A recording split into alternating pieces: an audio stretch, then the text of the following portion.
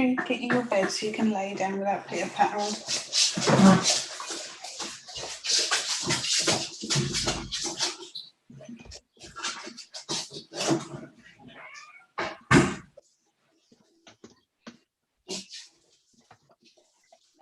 I'm bringing it in.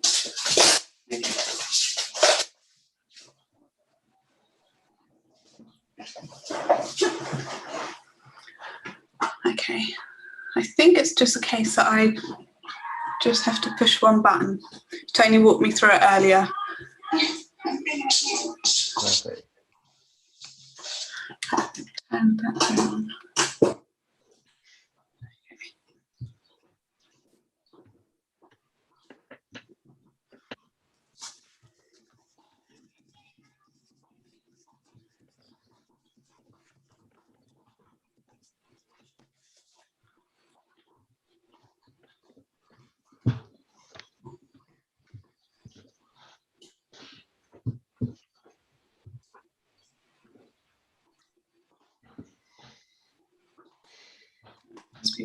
Mitzi's going to do something really loud now. Of course. And my dog normally sits, only one of them sits outside that door, not quite growling, but just going, just because they can hear me talking and they want to just be in here. You've had that for years and you never touch it. Of course. Right, are you ready? Yeah, let's do this.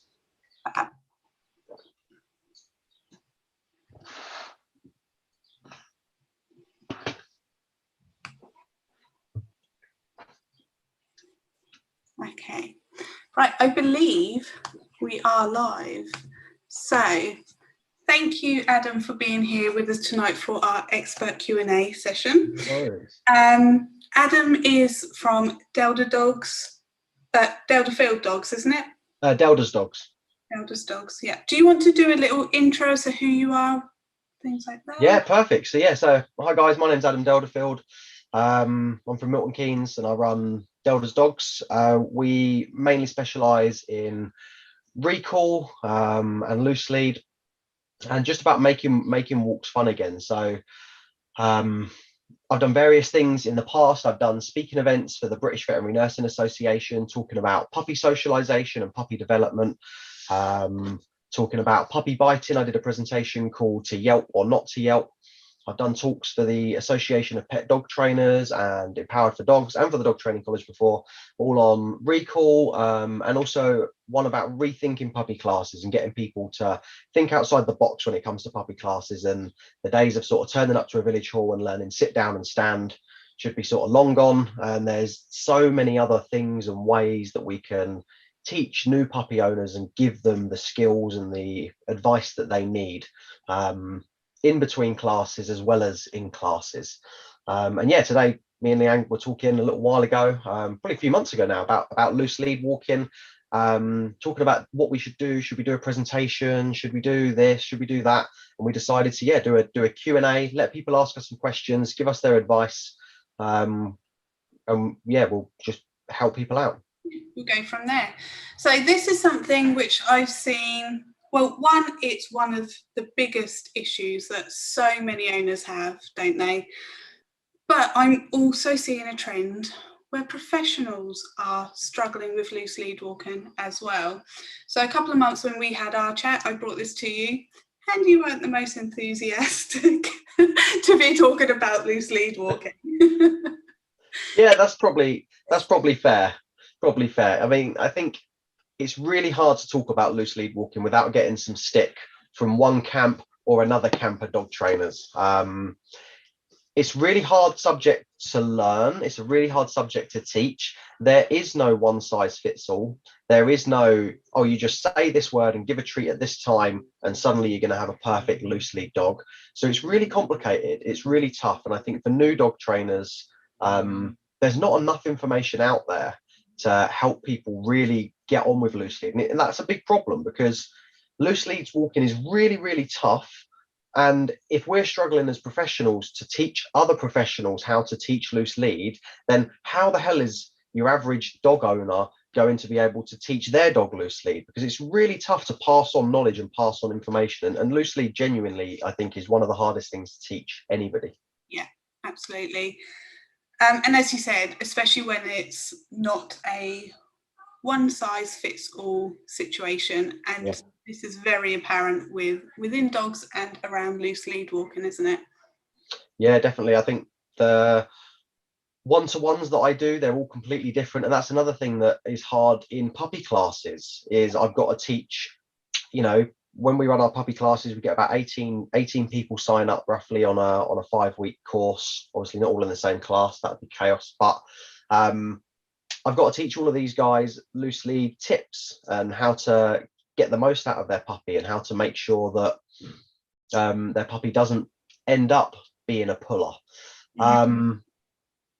And yeah, it's really tough to come up with a program and a plan to teach in puppy classes for puppy owners. And it's even harder when you start getting one-to-ones in. You can't just go to the toolbox and go, okay, so something simple, for example, like teaching a sit.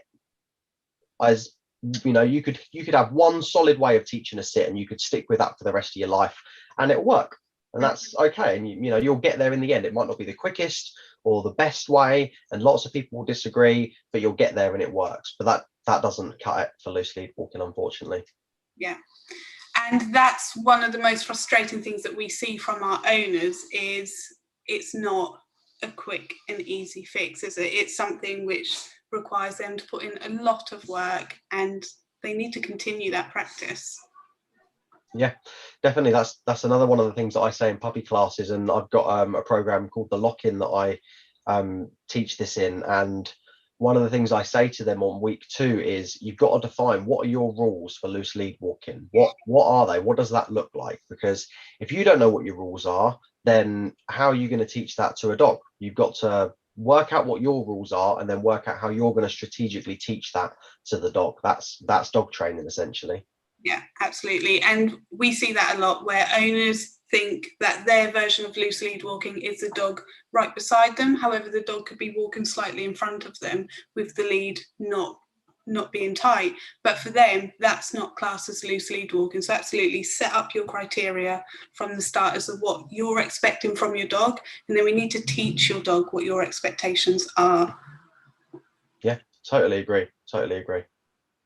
So if anyone does have any questions around loose lead walking, please do pop them in the chat box. I have received some questions as well, and we will get through them. Should we start on tools? Perfect. I think it's the most controversial subject when it comes to teaching a dog anything, depending on which dog training forum, group, Facebook site you end up on, depends on what tools they do and don't use. There's lots of dog trainers that use what I would consider as aversive tools and things that cause pain, fear, or intimidation to the dog in order to teach them whatever it might be, especially loose lead. There's also the opposite camp, where if your dog is not in a harness and you're not teaching loose lead, then it must be aversive, and it must be punishing, and it must be painful. And I think it's important to understand from a dog training point of view and from a dog owner's point of view that it's not that simple, and it's not that clear cut. It's not a case of, oh, I'm either scaring the living daylights out of a dog to get them to walk loose lead, or I'm causing I'm being as nice as possible. You can still be nice, and guess what? Life is stressful. I'm not suggesting for a second that I want to cause any fear, pain, or intimidation in a dog to get the results, because I don't think it's necessary. But I think there is going to be some stress when you're teaching loose lead.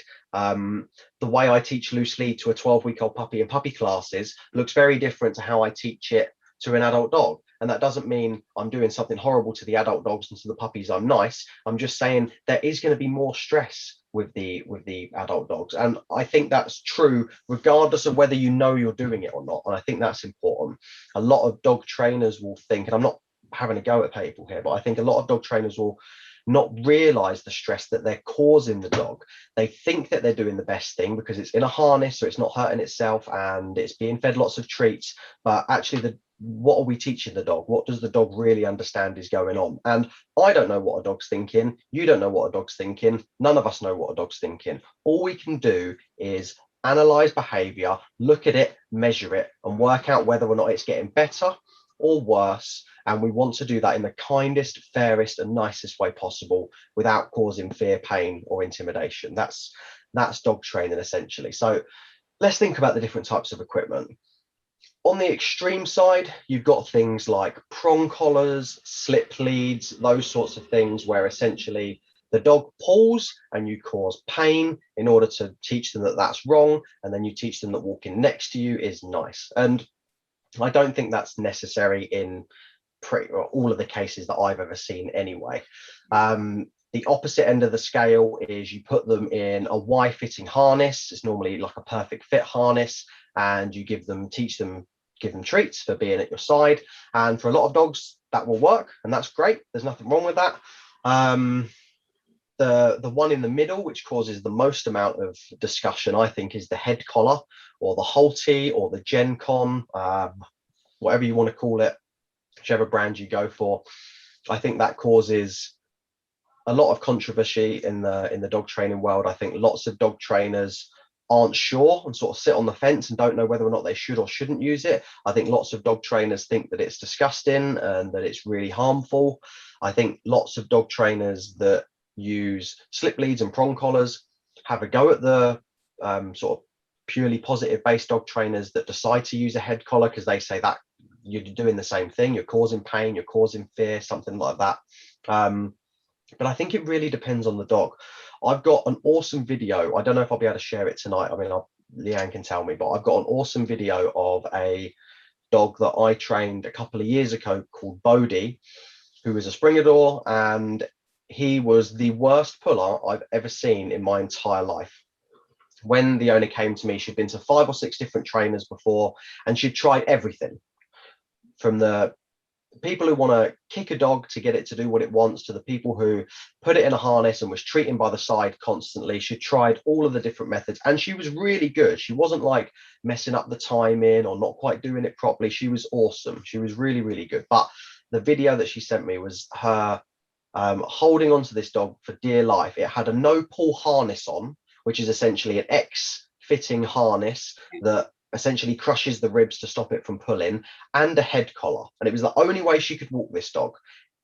A harness that crushed the ribs and a head collar. The dog didn't give a monkeys. The dog didn't care. None of that stuff that was supposed to be causing pain or anything, didn't care. You could put it on a slip lead and yank the hell out of it. The dog didn't care. Not that I tried it personally, but this is just what she told me. And yeah, the dog just didn't worry at all. The point with equipment is it's not the equipment that fixes it, and it's not the equipment that necessarily causes it. Lots of people have a go at harnesses and say harnesses cause pulling. Lots of people have a go head collars and say they cause fear, pain. They won't fix it. If you put a head collar on a dog, it might not pull for the first week or so or month or so, but eventually it will learn to pull just as hard on that. And the same with the harness. You might free up the dog and make it feel slightly more relaxed, and you might get some good training in for a while, but it will learn to pull on a harness. Yes, you can't ignore the fact that with the dog in a harness, it can pull harder, and it's gonna pull you across a road if a cat runs out in front of it. And I think that's important to remember as well, is when you've got someone tiny who's holding a 50-kilogram German Shepherd that might chase a squirrel or a cat across the road, then that dog being in a harness, regardless of how well you've trained it, might not be brilliant if you're only 70% of the way there. Because for that 30%, if it decides to pull across the road, it doesn't matter who's holding it. Not me, not 6'5" guy, which definitely isn't me, 6'5" guy who's huge holding onto the German Shepherd. It's not happening. So I think for some dogs, keeping them on a head collar and then being not stressed about it and not worried about it and then walking nicely with it isn't the end of the world. As long as that's important. Correctly, as you've just said, where they're comfortable with it.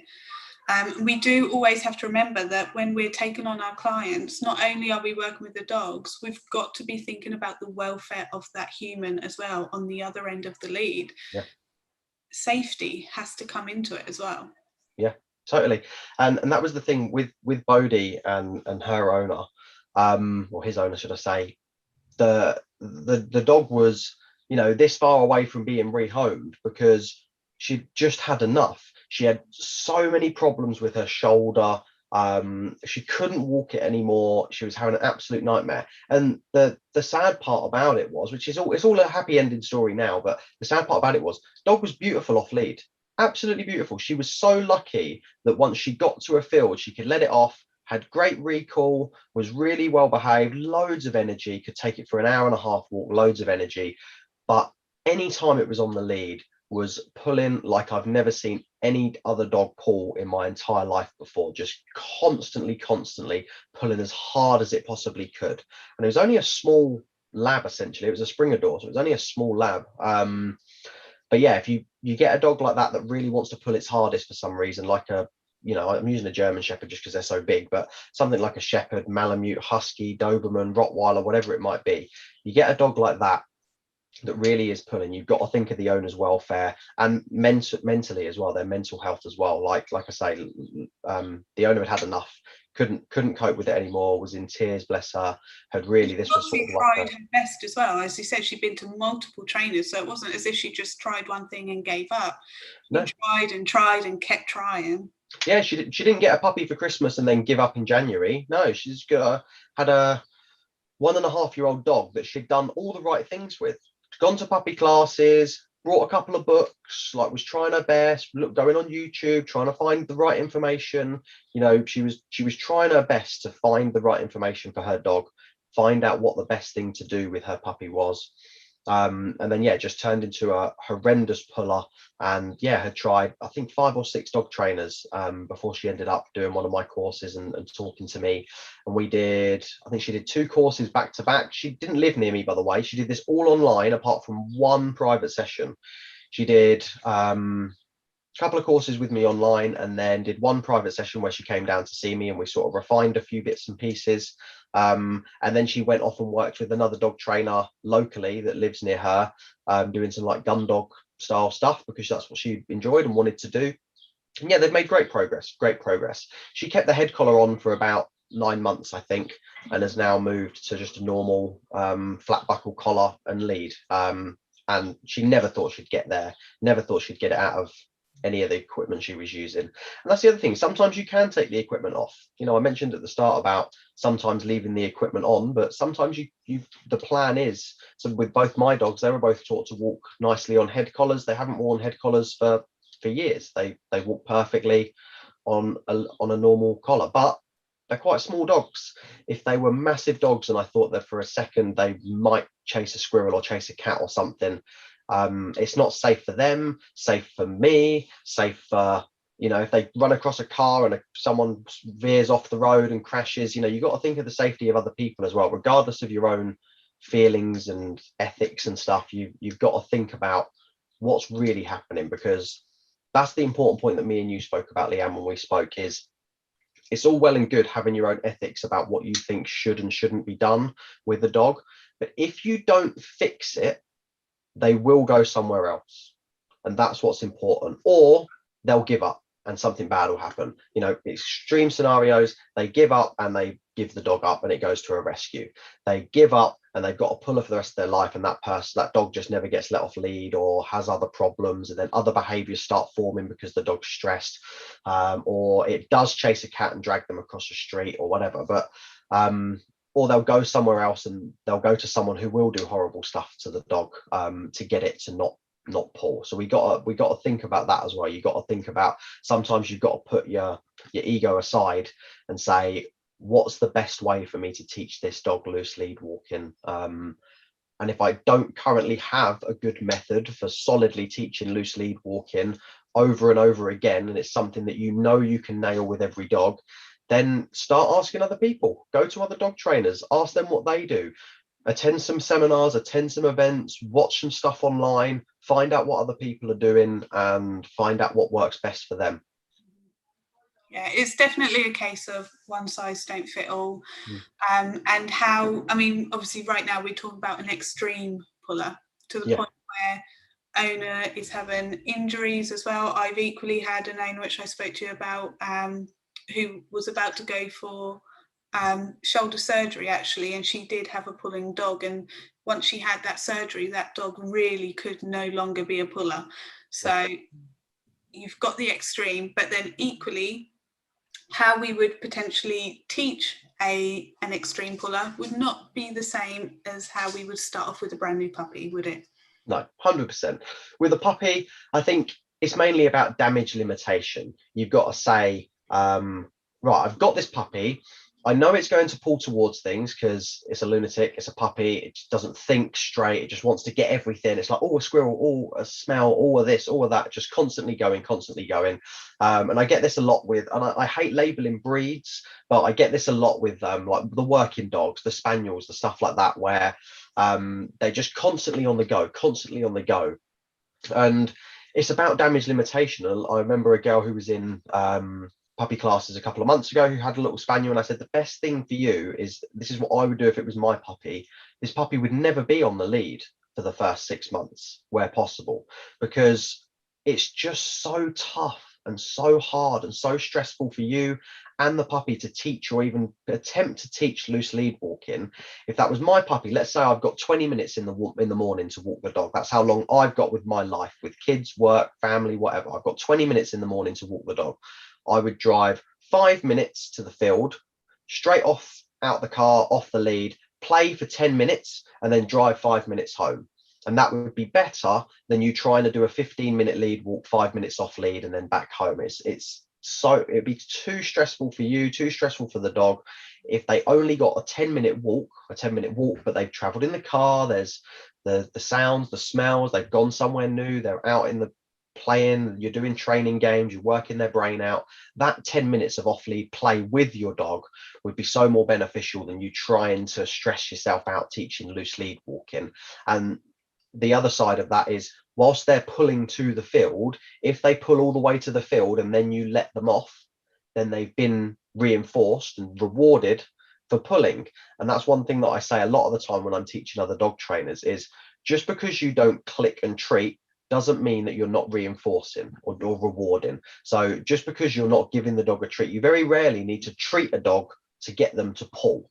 Yeah. And it's the same thing for teaching them not to pull. You don't necessarily have to treat them to get them not to pull. You just need to wait sometimes. And I really will at the end of this, because I don't want to mess up halfway through. I've got some videos of me in puppy classes talking through, and I've got a little Labrador that I'm holding the lead with one finger, and it dives to the end of the lead, and I stop and I wait and I stand still. He turns around a little bit, I let it go loose, we carry on walking. Yeah. And essentially all I'm doing with that puppy is I'm letting the lead go loose. I'm letting them dictate the walk a little bit. I'm just walking around in a circle, showing the other dog owners. And anytime it decides to dive towards something, and I decide that I don't want it to go there for whatever reason, I've made that decision instantly in my head, then I stop, I plant my feet, and I wait for a second. I don't say anything, I don't try and get treats out, I don't try and distract it, I just wait for a second. And it moves off to go in the other direction because its brain's going a million miles an hour anyway, it forgets. And then it starts to go loose again. So the whole sort of couple of minutes that I'm training this dog, which is essentially me just talking to the other puppy owners, it's learning that every time I go to pull, I never get there. There's never a battle with a puppy. When they try to get towards something, they never get there. They have to wait a second, then they move off, and then we carry on walking that way. And if I want to go this way with them, that's fine. But if they want to run and sprint and try and get somewhere, I just plant my feet, wait for a second, wait until they change their mind and move somewhere else, and then we start moving off again. So yeah, it'd be great if I can try and share that video. That would be awesome. But absolutely. Okay, so where do you want to start? Where do you want to go from here? Shall I try and share some videos and we'll see if that screws up the whole thing? Just for fun. Yeah. Perfect. You try and share. Do I need to give you permission? Yeah, you might need to give me permission.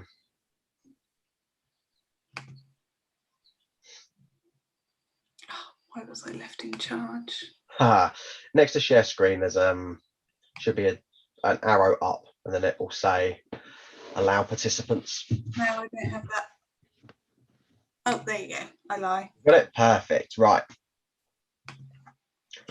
Let's see. So one thing, what you were just saying, that we don't always need to treat and use rewards, and that you're absolutely right. One thing we need to remember is when a dog is pulling, what they want or where they're going to, or if they're on a scent, that's going to be more reinforcing than anything that you can give that dog at that moment in time. Totally. 100%. You can see my screen, right? Yeah. Perfect. Right, so I'm going to show you Bodhi pulling. It's a very short video. I'm going to turn my volume down.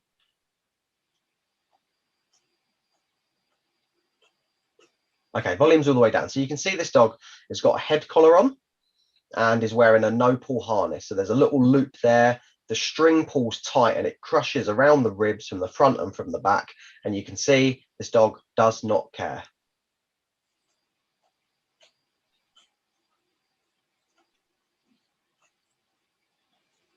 As soon as you start moving, constant pulling, she is holding on as tight as you can. This video does not do it justice as to how hard this dog is pulling. It is as hard as I've ever seen a dog pull, digging in, causing all sorts of issues. Yeah, already let go of one of the leads as well. Had to, literally couldn't hold it anymore, was trying to film. She's never held the dog. She was terrified trying to hold and film with one hand. Yeah. She literally couldn't. That's the best and only video that she could ever send me of the dog pulling, because otherwise she has to hold on with two hands, because she genuinely couldn't hold at all. And I'll show you some videos of Bodhi, I've got better videos of Bodhi not pulling, but they were taken after I'd stopped training. So I'll only show you the videos of what it was like when I finished training. So again, still on a head collar at the moment, but you can see already she's holding a head collar with two fingers. And as soon as they start moving, you can tell, you know, very excitable dog, goes a bit tight there, but, you know, is sniffing, is happy, is moving around. She can walk with it. The lead goes tight occasionally, but completely different to what it was before. Before, didn't want to stop and sniff. This dog had all sorts of behavioral issues, OCD, light sniffing. It would do stuff like that, where it would just suddenly start attacking the ground and bite it, and it would dig a hole bigger than itself. Had all sorts of problems. And there's one more video I'll show you of Bodhi loose lead, and then this one's a bit more similar to the first one. Again, still on the head collar at the moment. This was after sort of 8 weeks of some training. Yeah, completely different. Occasionally gets to the end, is still checking in, no treats given. This dog didn't want treats, would take the treat, but as soon as it took the treat, was only taking it just to shut mum up and then carry on pulling. Like didn't care at all. So yeah, again, only some short videos. And then I will show you a video of me in puppy classes doing something completely different. Oh, and this is another thing I wanted to show you is a lot of the time we talk about equipment. If you don't teach them not to pull, then it doesn't matter what equipment they're in. I did a Q&A Always with... got to address the underlying issue. No matter what you put on top of it, that dog is still going to pull. Mm-hmm. Totally. I did a Q&A with a physiotherapist friend of mine, and she said, you know, Y-fitting harness is the best thing. And we had a big to and fro about what we should walk them in, what we shouldn't walk them in. And I said, look, I don't walk my dogs in a Y-fitting harness. They walk on a collar. But what we came to in the end is, if the dog doesn't pull, it doesn't matter what you use. Once they've finished pulling, it doesn't matter. Whereas this dog's in a Y-fitting harness that did fit perfectly when they first got it. And as you can see, the spine is curved, it's pulling across, it's still pulling really hard. Like this isn't perfect. This isn't great for the dog's physiology. So there's lots of, you know, studies that people have read about, oh, if you put a dog on a collar and it pulls, it causes all sorts of issues. And yes, it does if it pulls. If it doesn't pull, then it's not a problem. So if you can fix pulling and then the dog never has to wear any equipment again, then that's the best thing. Whereas just putting it on a harness and thinking that you're doing the best thing doesn't necessarily resolve it. Where is... I'm not going to find my video now, am I? Loose lead video. Here we go. There we go. So I'll turn the volume down again so you don't have to listen to me talking twice. Tiny puppy, very strong puller. Owners were having real problems with it, as you can see. Tiny little Labrador, absolutely beautiful. Owners were amazing. They were really good. So I'm just showing them that I'm just trying to keep the lead as loose as possible. Again, I know the filming's not the best, but literally, when I wish I had a video of the owner holding the lead, because it was just pulling constantly, and they were winding the lead in and just trying to hold on for dear life to stop this puppy from getting away. Whereas most of the time where I'm holding, so we get to the end, I plant my feet, comes back. The dog just learns that if I try to pull to get somewhere, I never get there. And if I try to get somewhere and the lead's loose, I can keep going. And I'm just making random decisions. See, I'm holding the lead so tight, so loosely that I just drop the lead for a second. But it doesn't matter. The pup's not going anywhere. But if they let go of the lead, pup's gone. Mm. Again, pulling this way, that's okay. I'm letting them go there. Tries to get towards a dog. Wait for a second. Perfect. I let it go loose instantly. And that's a key point there, is I plant my feet. So the dog goes forward. I'm loose lead, loose lead, loose lead. Little battle. Perfect. I let it go loose instantly. It's so easy to get caught in that loop of the dog pulls and I stand still, and then I'm pulling, the dog's pulling, I'm pulling, the dog's pulling, and then it never goes away. Yeah. So this is what most people will know as stop-start technique, or some people call it traffic light system. Yeah, like traffic light protocol. So red, green, red, green, red, green. And I think it's important to practice this when you're not going anywhere, because like with the dog Bodhi, that's another thing. You could try the traffic light protocol with Bodhi, that dog, and you were never going to get anywhere. Occasionally, I'd walk down the lead, use a food magnet to get them to come away, because they were over aroused, staring towards something. But yeah, I'll stop sharing my screen for a second. But yeah, traffic light protocol. Red, green, green. Perfect. So I'm going to let you keep going. Red, I'm going to stop and I'm going to wait and I'm going to see what happens. And then I'm going to move off again once you've gone. And that's great for puppies. Perfect for puppies. And that's something you should really be practicing as soon as you get your puppy on the lead. But for those dogs who are like Bodhi, who the moment you go forward in any way, shape or forward, that dog is 10 miles ahead of you, that's where we then come into issues, isn't it? That's where we get owners who have been struggling for years and years and years, and that just isn't always going to be enough. 100%. And yeah, it wouldn't have worked for Bodhi at all. And essentially what we had to do for Bodhi, just to sort of help people and let people understand about where we went, is the owner always joked that when she came out of the first lockdown, because essentially she did this during lockdown 1, when she came out of the first lockdown, everyone went back to work and they're like, yeah, I've been doing the garden, I've started doing exercise, I've done this. And she was like, yeah, I just trained my dog for 8 weeks, so that's all I did. But she had a dog that didn't pull at the end. But what we did with Bodhi is we said, right, so I know you can teach loose lead because I've got videos of you doing loose lead with other trainers up and down the street and various other places. So we know we can get him loose lead walking. Okay, so can you do loose lead walking, treats or no treats, I don't really care, in your house up and down the living room? And the answer is yes. It was getting to the point where she was having to use a treat for every step that she took, wasn't it? It was the only, if she had a video of her, dog was in a harness, treating every single step. As soon as she ran out of chicken, or as soon as she paused for slightly too long, anytime she tried to start delaying the process, so it was like treat, pause for a second, dog's gone. They were only taking treats because it was a lab and it absolutely loved it. But as soon as the treats were gone and you tried to pause for a second, you couldn't phase them out. There was no phasing. There was no, I'll do a treat 1 step, 3 steps, 1 step, 2 steps, 5 steps, 1 step. It didn't work. As soon as you went past 1 step, it was like, oh, no more treats. Okay, gone.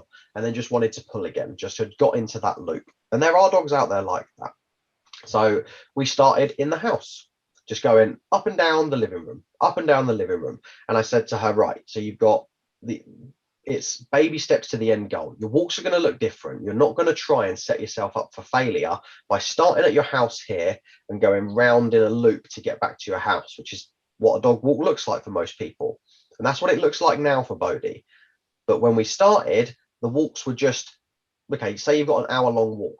Let's just walk up and down the living room for an hour. Perfect. And then tomorrow you can drive, pop in the car, no lead, drive out to somewhere, off lead, have some fun, play, throw the ball, do whatever you want to do with the dog, have some fun with it, let it run its energy off.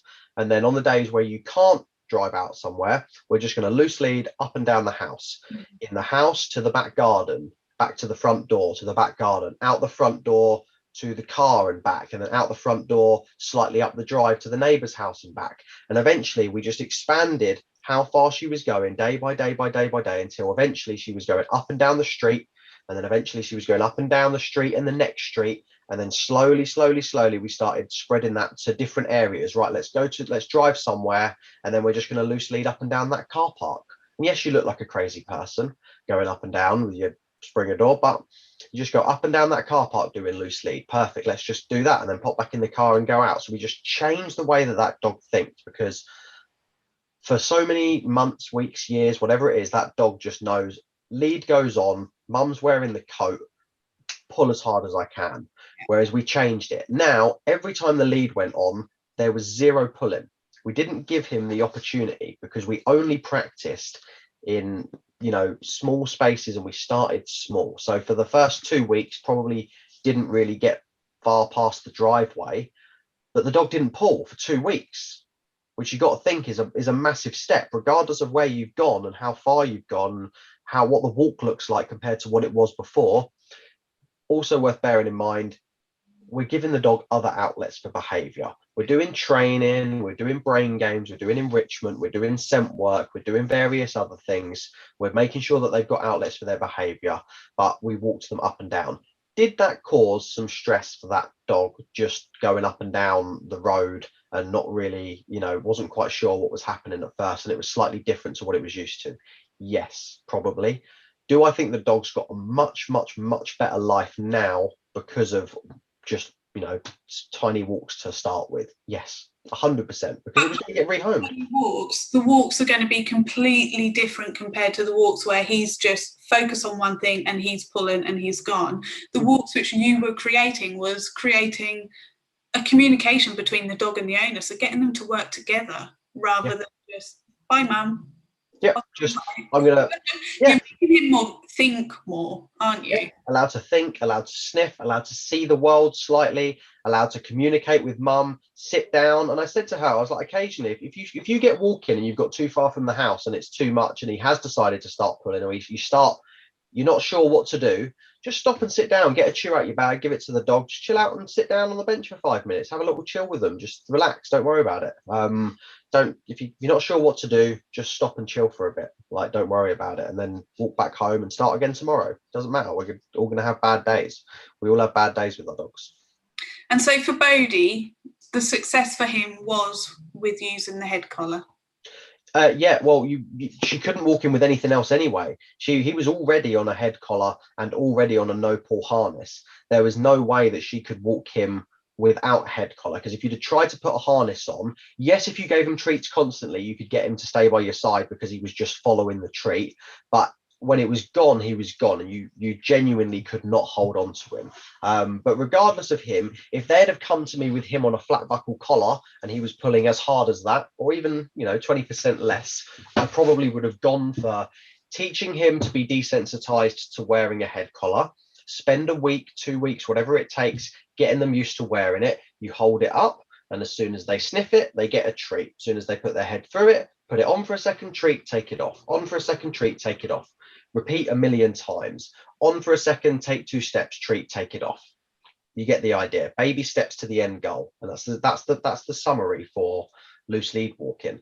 Whether it's desensitizing them to wearing a head collar, whether it's teaching them loose lead walking, it's baby steps to the end goal. And that's exactly what we had to do with Bodhi. Taught him, well, he already knew how to wear a head collar, but I would have taught him how to wear a head collar and be comfortable wearing it, because then that gives you a little bit of grace, because you can't get his attention when he's all the way at the end of the lead. The head collar will just speed that process up slightly.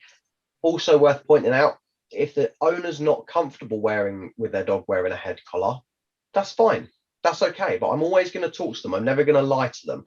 I'm never going to tell them that wearing a head collar isn't going to speed things up slightly. I'm never going to lie to them and say that doing certain things with your dog won't work, because some things will work, but it's just not what I would do. And I think that's important as well. We've got to give the owners all the information possible so that they feel they can trust you and they know what's happening. Yeah. If anyone does have any comments or questions, do pop them in. Carrie, I will get to yours in a moment. I just want to get up some of the other questions that we had submitted as well.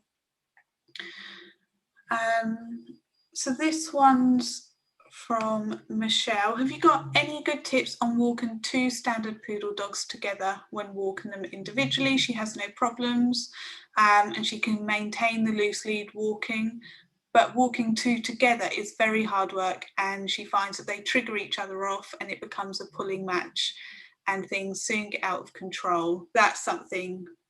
Yeah, definitely. That's really hard. That's a really good point. One then the other, then the other. Yeah, we didn't talk about walking multiple dogs. That's a very good point. Okay, so I would do 2 things. Firstly, I would video or get somebody to video what your walks look like with one, or with one and then the other one. Video what your walks look like from the moment that you decide to go for a walk. Stand up, put your coat on, get the leads out. From that moment until you're halfway down the street, video both of those walks, and then video what it looks like when you're walking both of them. Because you may find that, and this is the important part, is the walk starts the moment you decide you're going to start and go for a walk. Yeah. What I find a lot happens with people with aggressive or reactive dogs, or with dogs that are extreme pullers, is they get to their safe space, and then that's when the owner feels like the walk started. You get to the field and you're like, now I can start the walk. But for the dog, the moment you pick the lead up, or the moment you decide you're going for a walk, that's when it starts. And I've seen this over and over again. So sometimes you'll be, faffing around with the lead, putting your coat on, messing around. The dogs are winding each other up already, and then you put the lead, and they're already jumping up, going crazy, going nuts. So again, obviously, I'm reading between the lines here, and I haven't got any of the background. I haven't met any of the dogs, but I would have a look at what happens the moment you start thinking about going for a walk. Can you put both of their leads on calmly and get out of the house?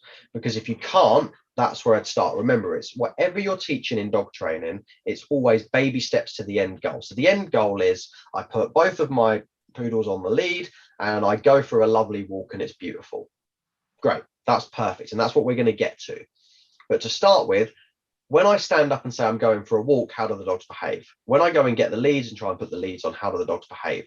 And it's at that point, that's where we need to start. Remember with Bodhi, I said to Lauren, can you walk loose lead up and down your house? And the answer is yes. Let's start there. Can you walk loose lead with both of them up and down your house? Because if you can, that's where we should start. Yeah, absolutely.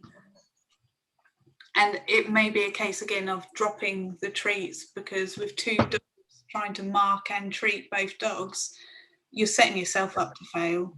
Yeah, probably.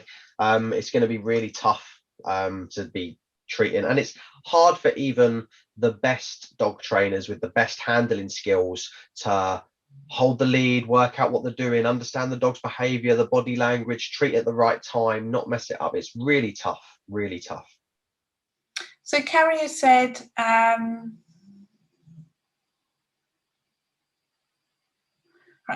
I'm just going to read it as she's put it. So yeah, read it. Outside, I don't know what she means by noise outside. Also doesn't have any manners training, down, no, off, good, in, out, etc.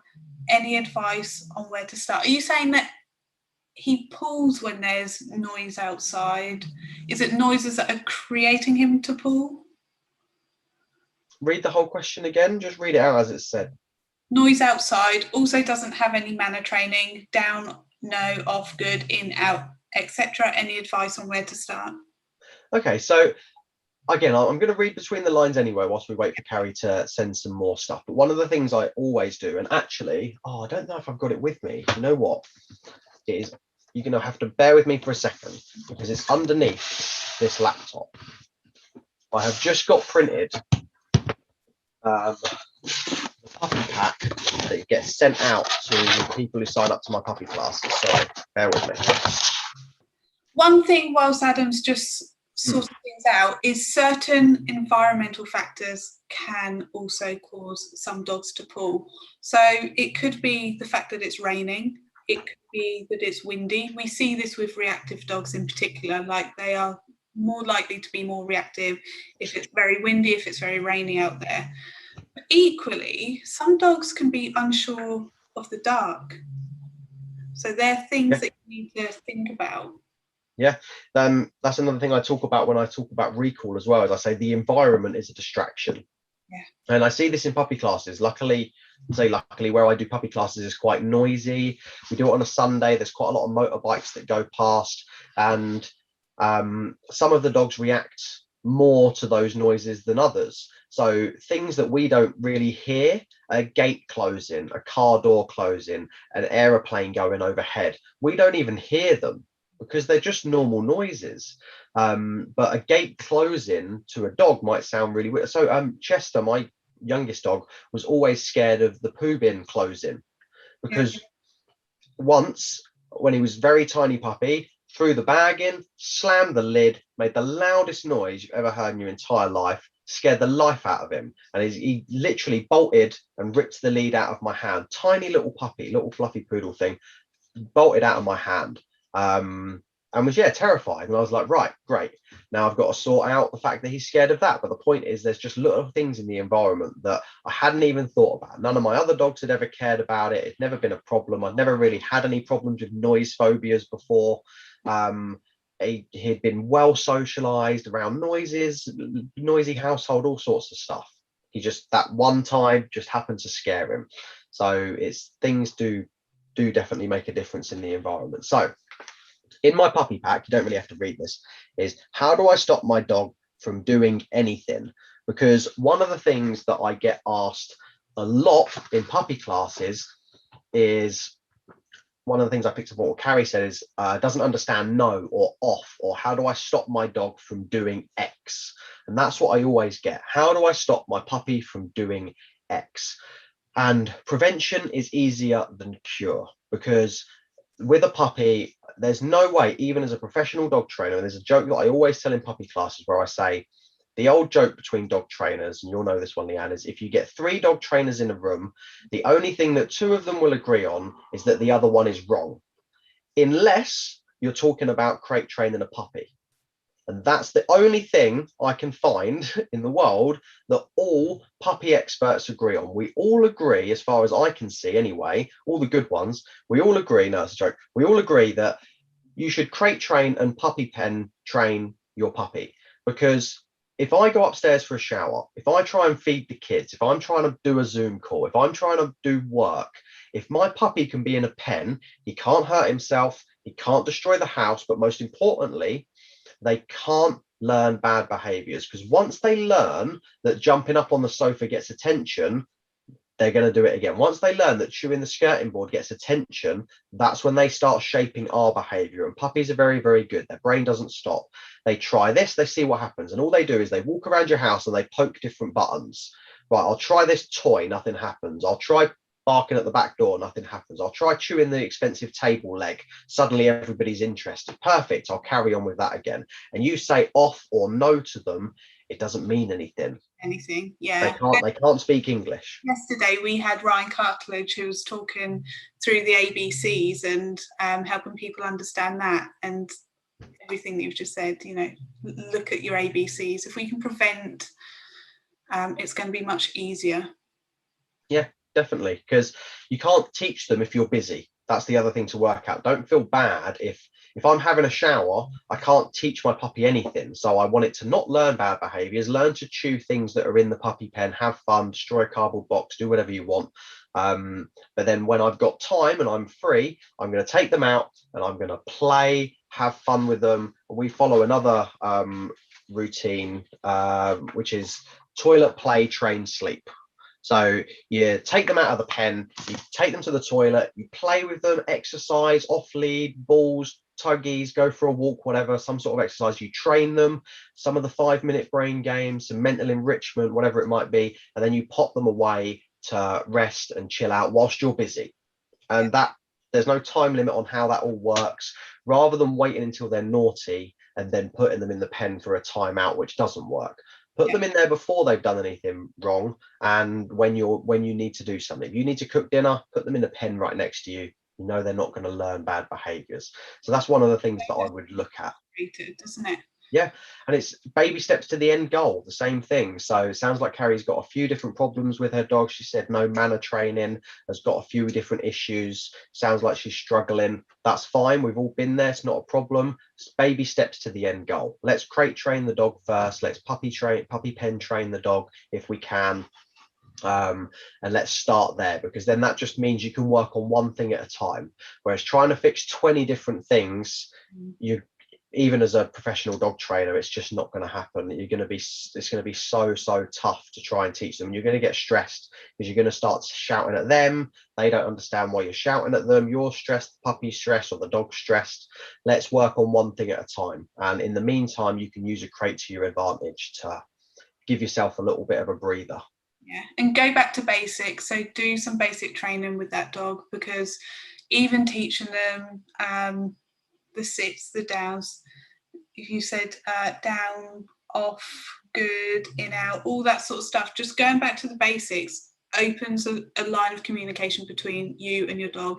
It will help build up a relationship, because if you don't have a relationship inside the home or for doing everyday things, you're not going to have a relationship with that dog in the most distracting, exciting environment there is, which outside. Yeah, definitely. That's another thing that she mentioned in there. She said in and out. So I'm reading between the lines, but I'm assuming she means in the house, out the house. So a lot of the time dogs are in the back garden, you can't get them in because they just want to play that game of messing around in the garden.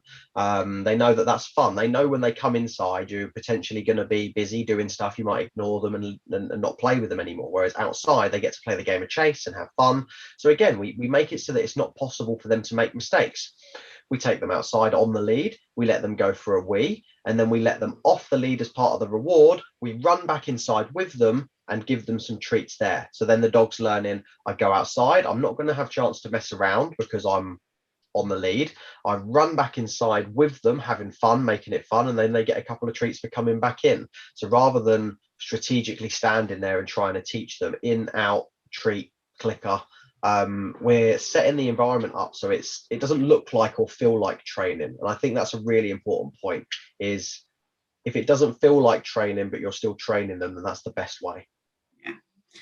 Tanya's got a really good question here. So boy dogs, I do think they should be allowed to mark in peace. It's in their nature, but is there a guide for what % of the walk they can spend marking versus loose walking? Similar to time spent sniffing versus walking, is there a guide that says so many minutes walking is the equivalent to so many minutes sniffing in terms of tiring a dog out? Perfect. I don't know whether or not to give the short answer first, which is no. There isn't a guide. There's not. But just like when I was showing that video of the puppy at the start, I was basically randomly deciding whether or not I was going to let them go towards, not pull towards, go towards something. So a lot of the time what I'll do is I'll structure the walk. So that will be different for each dog and each puppy, or each dog even. You want to structure the walk. So you want to say, right, I know in this area they're normally quite sniffy, so I'm going to give them a cue. This is the important bit. I'm going to loose lead walk, and before I get there, I'm going to say, go sniff, and then I'm going to let them sniff for a bit. And then my cue for I'm going to continue walking and you have to loose lead now is, okay, let's go, or okay, this way.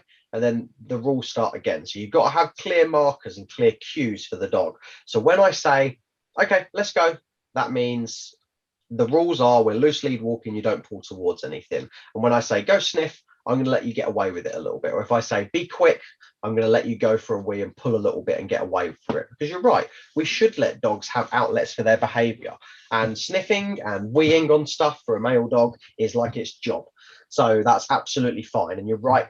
You're very right to allow the dog to do it. But at the same time, you've got a massive dog that's pulling you every 2 seconds to wee on absolutely everything. I get that can be annoying. Again, set the walk up. So if you're walking along a path or a redway or something, and you've got bushes all on this side that you know the dog's going to wee on, have the dog on this side, and then occasionally say, okay, be quick once you get to a lamppost. And if you got to decide, we're not stopping them from needing a toilet, because if they need a toilet, you need to let them go. But if it's something which I find a lot of owners try not to, and then they start getting frustrated with their dog. And for me, again, it's about setting your criteria up, isn't it? If a dog needs a toilet and they're going to pull because you know, they want to go in that area, they need to relieve themselves, I would be letting them relieve themselves.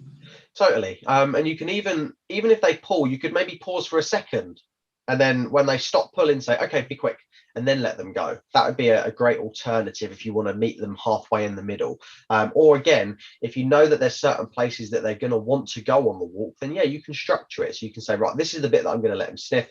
These are the areas that I'm going to let them wee, and I'm going to catch them first and say, okay, be quick, and I'm going to let them go. So you're structuring it yourself. And that's different for each dog. Some dogs like to pee up everything that they walk past.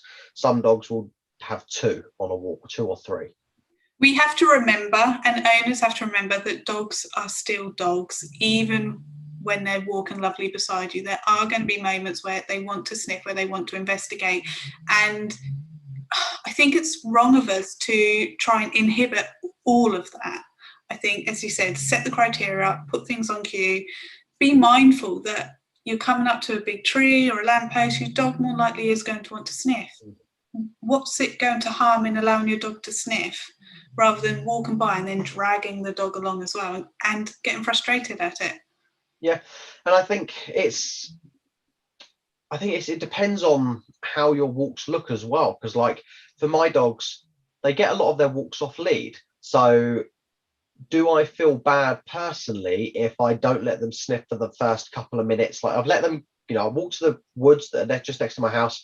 I let them go for a toilet straight away off the lead, and then I pop them back on the lead, and then we walk for a couple of minutes and I don't let them sniff anything. I say I don't let them, I'm not dragging them along. They don't do it because they know the rules are we're going to get to the field and they're going to get let off, and then they can do whatever the hell they want, rolling stuff, go nuts, whatever you want to do.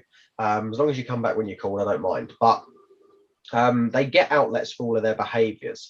So I think you've got to weigh that up as well, is if we're not giving them outlets at home and then we're trying to walk past every outlet for natural behaviors outside, then we're going to cause some other issues and other behaviors are going to come out. We want to make sure we're giving the dogs outlets for natural behaviors, but also putting some little rules around it and having some criteria for the walks. Yeah, and I think this is going to be some of the answer for Michelle. So, hi Adam, I hoped you might be able to give me a little advice for my dog walks. So my dog is pretty good about loose leash walking. He keeps the leash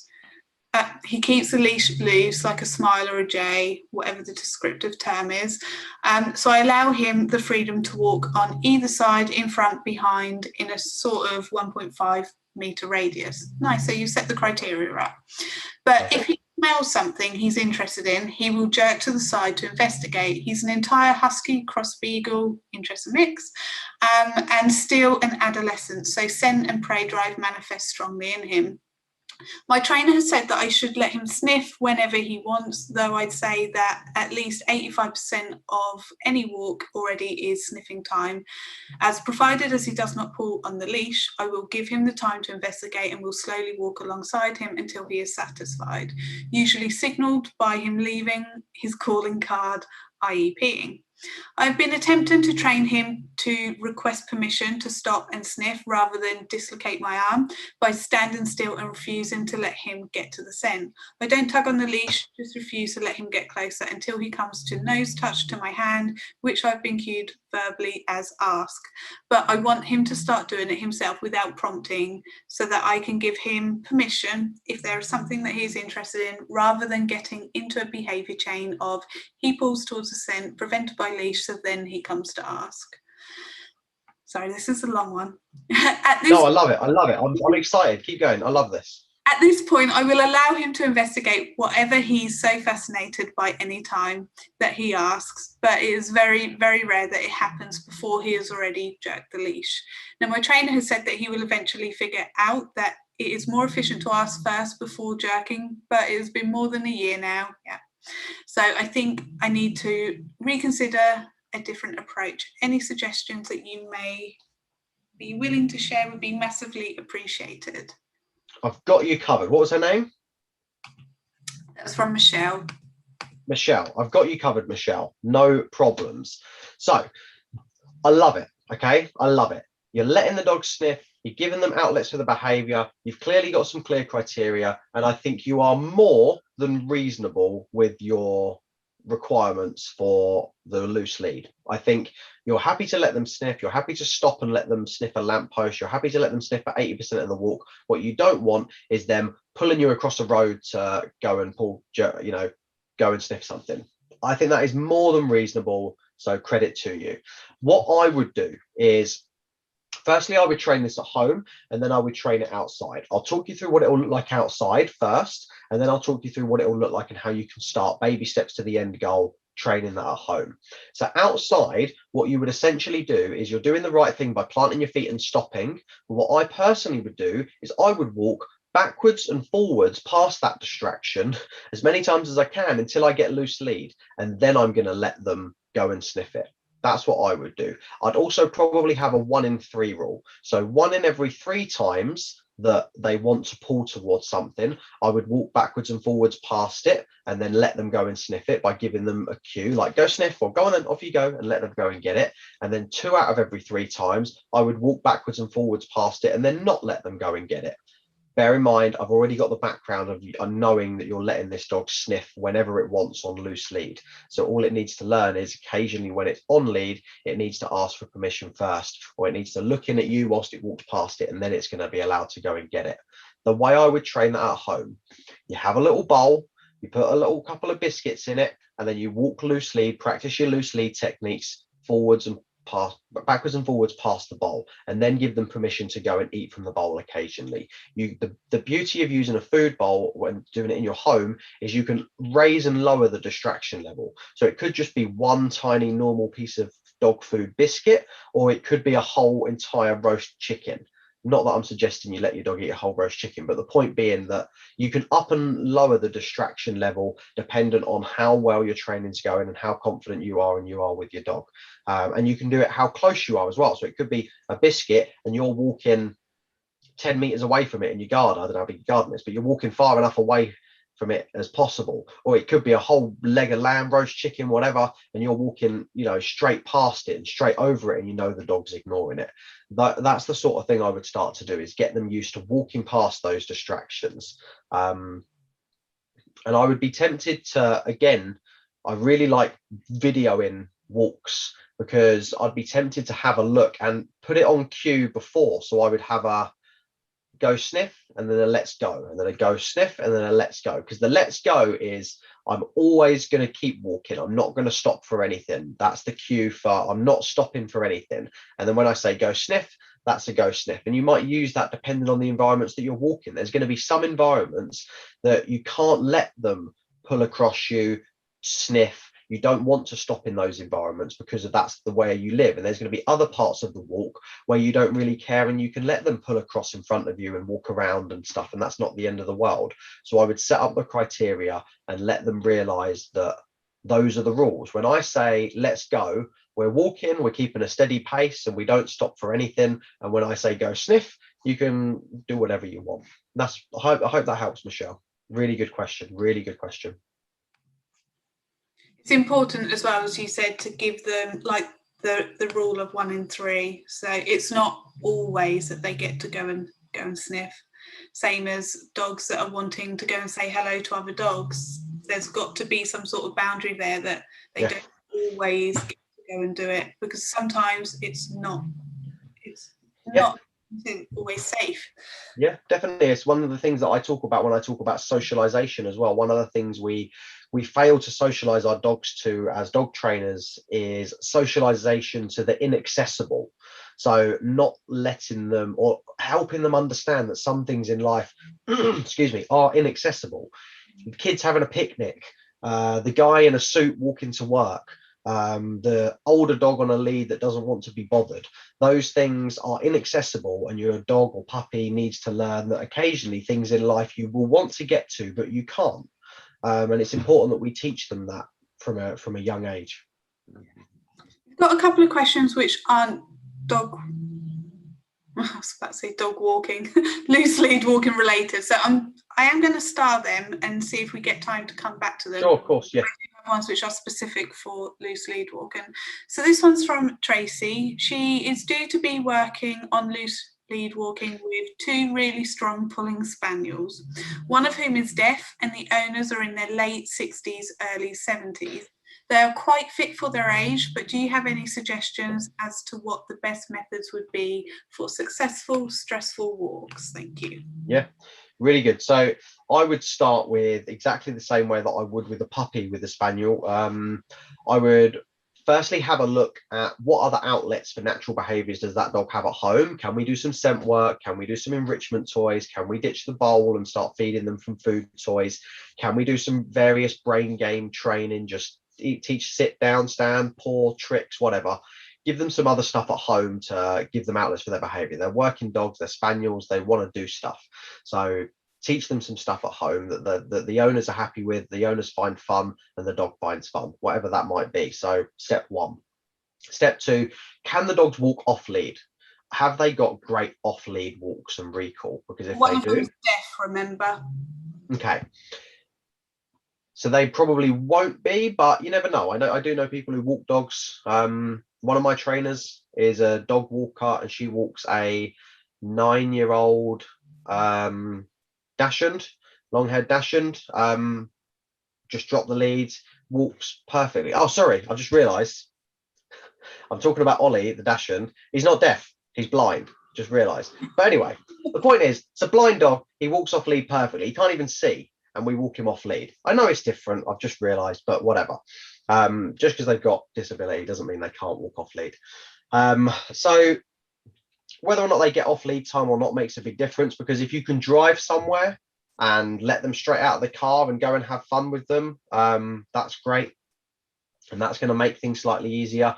And then I would start from the same thing, baby steps to the end goal. Can you do loose lead in your house? Can you do loose lead from your house to the drive and back, from your house to the top of the road and back?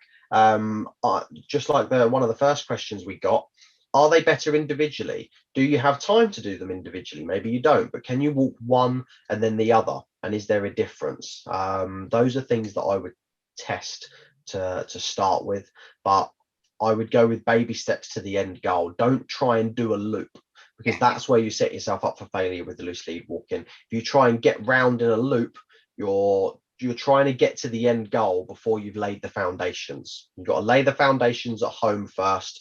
And other things that you can do. So if you can't walk them off the lead, then other things you can do is you can set up physical cues for the dog so that they know when they're allowed to pull and when they're not allowed to pull. It's not my preferred method, but it can work for some people. So like with a guide dog, when they're in a harness, they're working.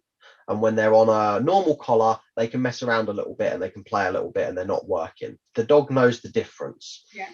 You can do it the opposite way round. You can teach them that when they're in a harness, they're allowed to pull as hard as they want. And when they're in a normal collar, they have to walk perfectly. And that's how you could teach it. You could have a scented collar that's scented with lavender or something, and you teach them loose lead in the house on the collar. And anytime they've got that physical and, the smell, the cue of this is loose lead training, and then whenever they're in a harness, they can pull as much as they want. And that would be another alternative for if you can't walk them off the lead. Yeah. Tracy, in regards to the deaf dog, it would work in exactly the same way. As you know, Mitzi is deaf, so I would do the stop-start, depending on whether they want the dog, depending on what their criteria is. If they want them right beside their side, then if that dog starts moving out of that range, I would stop-start then, and I would wait until that dog comes back into position as to where I'm wanting that dog. You can hand signal that dog to come back into position, and it's just a case of practicing the dog turning around and coming back beside you, which for a deaf dog may actually work better. From my own experience, that's how I do that sort of thing. I've also advised a lot of other professionals on deaf dog loose lead walking as well. It works really, really well. Engaging, any form of engagement that you get from that deaf dog, definitely be marking. You want that deaf dog to be checking in, because it's more important that they do give you those check-ins as well. So I would be marking and rewarding that. I would be trying to train them separately if it works for the owners, because they are going to be slightly different. And then once you've got the basics in place with both separately, then it's going to be a case of trying to bring them together and then almost start a little bit from scratch, but with both. So Tracy put, yes, they walk off lead too. I think that's all that they do, as it's so hard.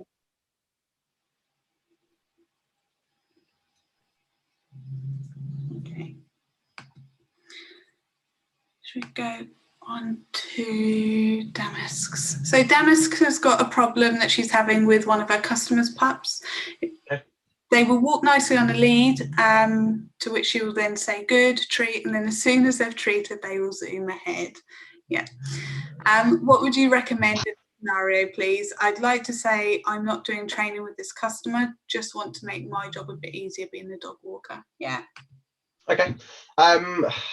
Really tough if you're, I say, just the dog walker. That downplays the job that dog walkers do, because lots of dog walkers really make a difference to those dogs' life, and they do end up being a lot better because of the great work that you're doing. And if you're on here watching a webinar about loose lead walking, then you're clearly a good dog walker. You must be, because you're clearly trying to better yourself and learn. So, you know, well done. That's a great start, and they're lucky to have you walking them. But yeah, it's really tough to treat train a dog like that, especially if you're only walking them once, even if you're walking them 5 days a week. If the owner's, I say, messing it up, if the owner's reinforcing pulling for the other walk that they're getting every day, and you're trying to loosely train the one walk a day that they get, even if you're walking them 5 days a week, you're going to struggle. The only way that I've found that works with dogs like that is you have to go through a period of no pulling. It's not possible for them to pull, and that's the only way we would have got there with Bodhi, is trying to have 2 walks a week where they were pulling, or 1 walk a day where we let them pull, and then 1 where we don't let them pull. It really wouldn't have worked. We had to go through a period that was quite stressful for the dog and the owner, where they're not getting the usual walks that they're getting. They're just working on loose lead walking. It's something that you have to dedicate time to. Also, another thing is, like I said before, about you're setting yourself up for a failure by going the loop, because if you've got halfway round and now they're pulling to get home or whatever it might be, you're really struggling. So change your walks up and think about, the other thing to think about is, as a dog walker, why are you taking that dog out? So what's the point? Why are we taking a dog outside? What's the point in us taking a dog for a walk?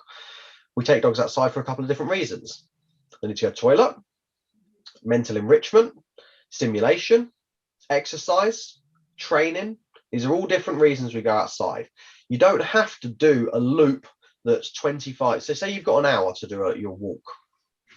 If you start here and it takes an hour, and you're doing an hour-long loop or a 30-minute loop, then I would set it up so that you only really need to do a 5-minute loop, but 20 minutes of that, or 25 minutes of that, is you doing some training, some enrichment, some stimulation. So you're not giving them the chance to pull. Whereas if you try and loosely train them for half an hour around a loop that they've pulled for the last 5 years on, you're just going to set yourself up and the dog up for failure.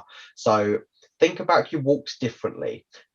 Go somewhere quiet, have fun with the dog, play with the dog, do some scent work, do some training. Doesn't even matter if you don't have to train them anything specific. If they're getting treats and they're having fun, then it's training as far as I'm concerned. Just have some fun with them, give them some stimulation, some enrichment, and don't set yourself up for failure by trying to do the full loop. Yeah, so she's just added some extra information that she has this pup twice a week for 30 minutes, who's also 8 months old and a Labrador. She has spent some time just doing walks up and down the street. Perfect. So I think one of the things that I'm getting from these comments is I've spent sometimes just going up and down the street, and I think that's key. Is what we're doing is we're dabbling in trying to fix the loose lead walking, and that really is a problem when we've got an extreme puller. You know, if you've got a puppy that you're just trying to help out a little bit, perfect. But if you've got an 8-month-old lab, which is essentially an adult lab with a baby brain, if you've got an 8-month-old lab that's dragging you down the road, and we're just sort of dabbling, and we're like, oh, should we walk up and down the street? I'm not sure if that's what the owners want. Do the owners want you to fix it, or are you fixing it? From the sounds of it, it sounds like you're just trying to make life a bit easier for you, which is fair play to you. Like I said, well done. You're here, you're watching, fair play. I would be looking at other ways and other methods. So I would think about driving them somewhere if you can, letting them off lead straight away, having some fun with them that way, or just doing loose lead walking around the park, where you're not just going up and down their street, because if the owners are letting them pull up and down the street every day, but you're trying to do loose lead walking on the street, then again, you're going to struggle. There's going to be cues for the dog. So you want to try and get them in a new environment so that they learn when they get in your van and they go to this park, the rules are always the same and consistent.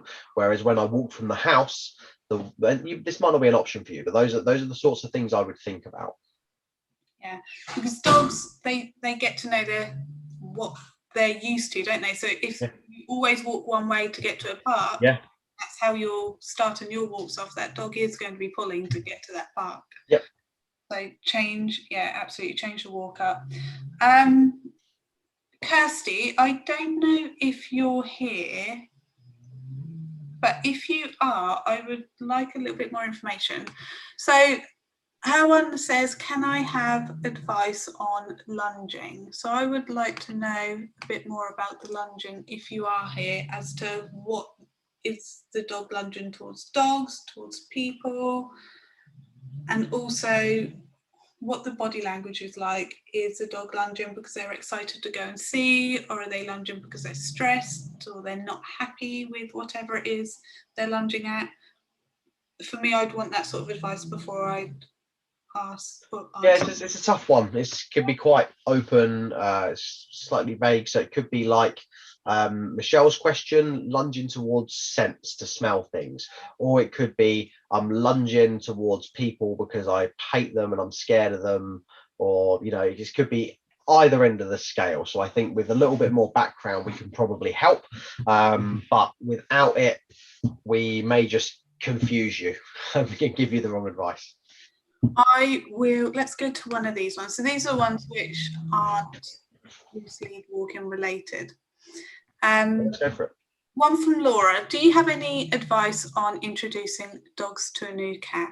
So in this case, both dogs were used to cats, foster home and grew up with. One of them is now blind. Cat is starting in their own room and they can smell and hear each other through the closed door. All positive so far. New cat, is it? Yeah. Okay, so you've got a new cat. I don't know if it's a kitten or a new cat, but either way, I've got two. Well, I had two cats. I've got one cat now. One passed away. I've got cats and dogs, and introducing them is partly about training the dog and partly about training the cat as well. You need to, where possible, teach the cat not to run as much as possible, because if you, like I said, it sounds like you've got dogs that are used to living with cats, which is great. Hopefully they're not used to chasing cats, because then that scares them, and that's where we get problems. Is the cats that stand their ground and stand still that get chased less, I find. Whereas the game between cats that stand their ground and cats that will run, I've got one of each. Yeah, definitely. So I would say take it slow. I would say at some point you are going to have to force the issue. So one of the things that I've fallen into the trap before of is keeping the cats and dogs separated too much, because you put the litter tray upstairs, you put the cat food upstairs, you put the water upstairs, the cat just won't come downstairs and they'll just live upstairs for the rest of their life. They don't care. They'll just stay up there away from the dogs. Eventually you've got to sort of force the issue when you're around. So what I found was my cats were only coming downstairs when I was going for a walk with the dogs. So I used to switch it up. So the cat food was only out when me and the dogs were home. So the cats could obviously have water in the litter tray and all of that sort of stuff, but I'd only get their food out and their really good treats when the dogs were around. And then we're starting to create that sort of, when we're all together, fun stuff happens type thing. And I would do that as well. I'd have the dogs on the lead, or if they're really well trained, have them settle in a bed or crates. You could crate train them potentially, but probably I'd start with just having them on the lead, sitting down with you, rewarding them, playing with them slightly, teaching them to be, let's say playing with them, I mean, doing some downstay training or something. And then I'd get the best treats I can out for the cat and start treating the cat for coming close. Give the cat choice as well. A cat wants to come in, take a treat and then go away, perfect. Don't try and pick it up and bring it back to you. Give the cat choice. Cat wants to run away upstairs for a bit, perfect. Cat wants to come back down and take some treats, give it some treats. And do small sessions, short sessions like that a couple of times a day, and I think you'll make some great progress. Yeah. Management definitely to begin with. So for Mitzi, when she first came to me, lots of you know that she nearly ate one of my cats. I was told she was cat friendly, and that all went a bit. That was one big. I didn't know that. So Mitzi, straight on the lead, safety gates put up so the cats can escape if needs be, because you're not always going to be around, so you always want to ensure safety first. So with Mitzi, there was a point, because we had that massive incident to begin with, my cats, like you said, would not come anywhere near. They would just completely stay out of the way. So I did have to force the issue. I brought a cat into the room with the dog. The dog was on a lead. One person was with the cat one side of the room. I was with the dog the other side of the room, as far away as we could possibly be. I would mark and reward anything that Mitzi did. Every time she looked at the cat and then chose to look away, I would allow her to take a couple of steps closer and then call her back and reward her for that. Over a period of time, this did take me a couple of weeks to get to the point where I was comfortable enough to have her off lead. Over the period of time, I would allow her to go right up to the cat and then recall her back. And because we've been practicing on engaging and disengaging, coming away from the cat a lot in these short little sessions that we were doing in the room, I got to the point where I was comfortable enough to have them together and let go of the lead, because I knew that she would always come back. So she can get right up to the cat and again, she would come back. And then I spent a couple of days with the lead dragging on the floor and just having Mitzi follow me around the place.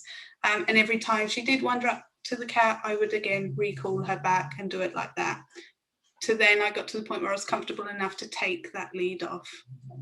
Lots of small sessions is really, really important. Management, in fact, in place is really, really important. And keep your barriers up if needs be, because it does take a while. Well, it did for me, because obviously my first interaction wasn't the best. It takes a while to build that confidence up, not just between the dog and the cat, but your confidence in the dog. Okay. Right, should we go for one more? Just realised. Yeah, let's go for it. So Lola, she's got dogs are 2 male German Shepherds, 1 and 2 years old, both intact but will be neutered in August. They are not siblings. They have recently started fighting, no damage yet. Owners are keeping them separated at the moment. She plans on desensitizing and counter-conditioning the dogs, starting outside and making our way inside. However, the 2-year-old will not take treats, even very high value. This started when he was force-fed flea pills, so I can't pay him high-value treats for the presence of another dog. What else can I do to help this situation? Thank you. Can you read the first bit out again?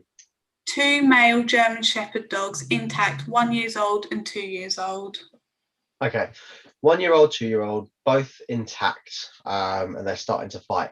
Again, I'm going to have to look at it, because depends whether or not they're on. That's potentially a very complex case, potentially not, but it sounds it, because they're 2 German Shepherds and they're fighting, so it sounds bad initially, but dogs do fight with each other. It might not be that, a fight, when I'm sure when Leanne reads the word fight, she probably thinks initially of the worst possible scenario.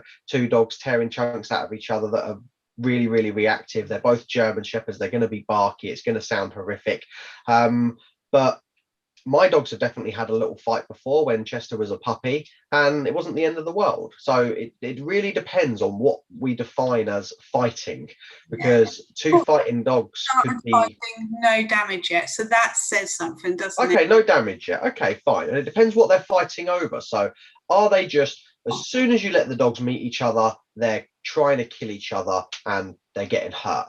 Is it just that they start play fighting and it gets too much and eventually they cause a fight? Is it that they're always fighting around food? Is it that we're trying to train them and then one gets a treat and the other one doesn't like it? Or is it they try and get through doorways and one goes first and that causes the fight? There could be multiple different things that are triggering it. And I think this will probably go back to watching the talk from yesterday about the ABCs. That's going to help you massively, because those are the sorts of things that we're going to have to look at. Is ABC, antecedent behavior consequence. What happens before, what's happening during, they're fighting, describe exactly what that looks like in as much detail as possible, and then what's the consequence of that behavior, and let's look at that. I think, yeah, it's really important to have a lot more context around that. I think counter conditioning, desensitization, I'm not going to pretend that those things don't work, but I don't think they're always necessary. I think it's far more complex than that. I think one thing to bear in mind is with reactivity, if counter conditioning and progressive desensitization fixed reactivity every single time, we wouldn't have any reactive dogs in the world. Unfortunately, it's not that simple, and it's not that easy to do either. Counter conditioning, it's not just a case of every time I see a dog I give them a treat and then suddenly we haven't got any more reactive dogs in the world, because if it was, we'd all be out of a job because it'd be easy peasy. It's far more complex than that, and we need to really look at what's going on underneath with those dogs. So I think if you're taking that on as a behavior case, I think have a look at what the triggers are, have a look at what's happening. I think you said they're getting neutered. I think depending on whether or not they both get done at the same time or not, I think that could cause more problems. I don't know. I don't necessarily agree with the never get them neutered until issues are fixed. I think that's not always the best advice, but I also don't think neuter is going to fix things. Yeah. I think it's important to have a look. I would probably, if you're dead set on getting them neutered, look at something like chemical castration to start with. I would potentially look at getting one of them done first and seeing if that makes a difference. But again, I'm stabbing in the dark here. Essentially, I'd need a lot more information to be able to fix something like that. And I think, again, I don't know if this is something that the dog training college offer. I would assume that it is, but try and book a consultation with another trainer that you like. I'm not suggesting you necessarily message me, but try and book a consultation with another dog trainer that specializes in this sorts of thing, or really is interested in this sort of stuff and loves reactivity. Have a chat with them, book a consult with them, and see if they can help you through this case. Yeah. Maybe you take this one as a learning opportunity and say, right, the owner's going to pay me X amount of money to get it fixed. It's going to cost me roughly the same to get a couple of private sessions with a trainer over Zoom or something. Let's take this as a loss, and we, don't really earn much money through this, but we use it as a learning opportunity and we all learn together. I think that would be a great idea, because I think having a couple of heads to look at a case like that would really help. Yeah, definitely. And these are two large dogs. Yeah. In terms of rewards, German Shepherds lovable. So the one which you can't give any food to, I would definitely be looking outside of the food realm. So a good ball on rope, tuggy, that sort of reward system. But absolutely, if there's ever a case which you're unsure about, it's always worth either referring on or seeking help, because so many of us will happily work with you on cases like this, so you can shadow and you can learn from it as well. We can talk it through. That's absolutely not an issue. Well, thank you for your time, Adam. Not a problem. No worries. No, I've enjoyed it. Some really great questions. I think it's been a lot of fun. I like talking about loose lead. I love teaching people about loose lead, recall, and I got to talk about puppies as well. So got all my 3 subjects in, so I loved it. So no, really great questions, some really good people joined. So thanks to everyone for joining and trying to learn more about dogs, understand more about the way they think. So it makes me happy. So thank you. Perfect. So we'll leave it there for today. Thank you ever so much for everyone that sent in your questions and have interacted. We'll see you soon.